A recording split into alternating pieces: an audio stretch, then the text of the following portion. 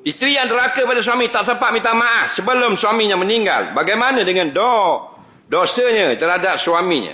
Adakah dosa itu terampun? Dengar baik-baik. Dia kata isteri ni dosa dengan suami. Lepas tu suami dia mati. Dia tak ada minta maaf. Dia ampun ke tak? Bagus soalan ni. Jawabnya tidak. Dan kerana kira akan dibuka kes ini di mahkamah pada masyarakat.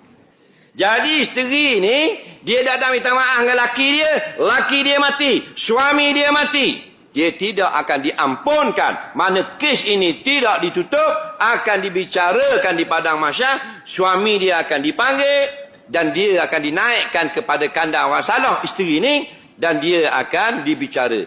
Memang sabit salah sungguh, dia kena minta maaf.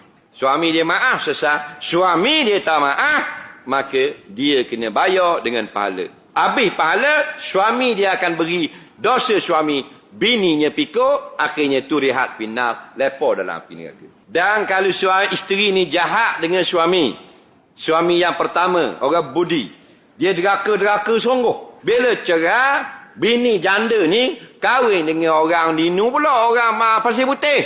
Bila kahwin dengan orang pasir putih, janda dia ni jadi isteri yang solehah. Siang puasa sunat, malam tahajud. Faham lagi? Maka akhirat tetap tidak lepas dosa dengan deraka suami pertama. Jaga baik-baik. Sebab apa? Dosa dengan orang.